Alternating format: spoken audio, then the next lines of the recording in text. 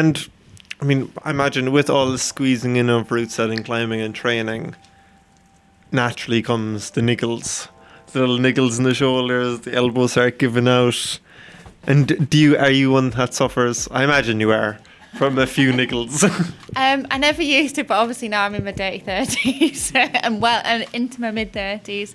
I've definitely noticed since I hit 30 that the niggles and injuries are there more frequently.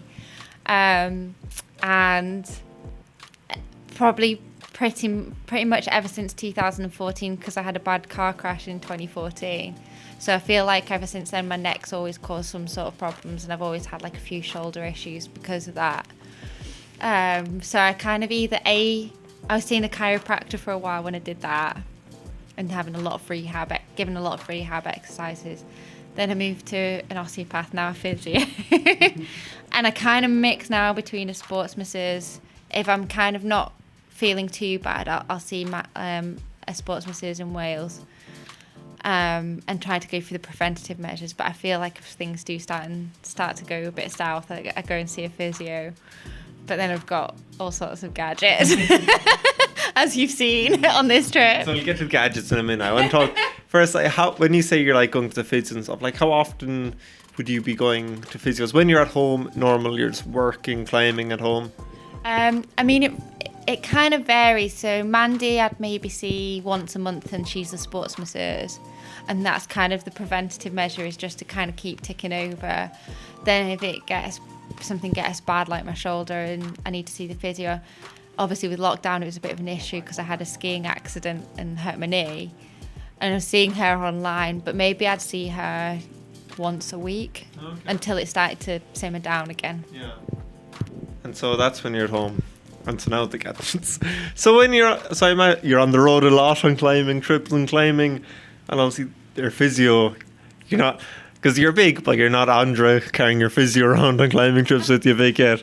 So how do you deal with on the road? Because them niggles still need to be attended. I mean, I wish I could bring a physio with me sometimes, just to be like, oh, I feel a bit tender today, need a little bit of a massage.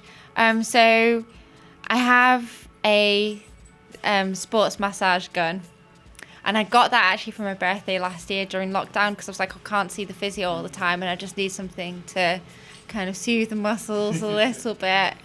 So that was the first one I got. I've obviously had the foam roller because that's quite good for getting into some of the areas that are a bit more tricky. And I've also got, like, I haven't brought them with me, but I've got little spiky balls. This time I've bought a golf ball that's a bit better. If you stretch out, you can get into the more awkward muscles. Like a literal golf ball? A little golf ball, yeah. I was wondering what that was in the camp chair. I thought it'd like be knocked in from a local... And then I also have a thing called a TENS machine. Which, do tell more. So you kind of have two like sticky little pads, and you can attach it to areas where it's problematic. And it sends like little electric shocks through your muscles. And I think it's supposed to be just good for kind of getting the circulation going. I almost think, like, I'm not 100% sure with that one. It's worked in the past for me. But I guess it's probably also sending little signals to your brain as well, just like that this is healing. It's not a problem anymore. And probably just like eases off the muscles around that area as well. Yeah, and this is different from the machine that gives you 6 packs. Yeah. I haven't tried to put it on my abs yet to see if it'll give me a 6-pack, but I'm not sure whether it'd work or not. We'll have to give that a try at some point. Don't you also, you're a fan of, is it CBD oil or cream? Yeah, so I've got, I do have some CBD oil, but I've got some CBD balm, which a lot of setters seem to swear by. And I've kind of been using it again over lockdown, just on my neck, which seems to kind of get tightened and blocked up, and on my shoulder and my elbow that have been causing me a bit of jip over the last couple of months. So even with all of these devices, do you use them in a very like preventative measure as well, or is it kind of when you feel a niggle you'll go at it? So I try to use them in as much of a preventative measure as possible. Like if I feel like a tight muscle, I'll get the foam roller on it, and I'll get the Theragun on it. and I'll stretch out once I've kind of warmed the muscles up a little bit. The CBD balm, I kind of put on every day because I tend to wake up with a bit of an achy neck anyway. And then, I mean, the golf ball's kind of been a new thing after seeing my physio. So I guess that's kind of dealing with the injury I've got now.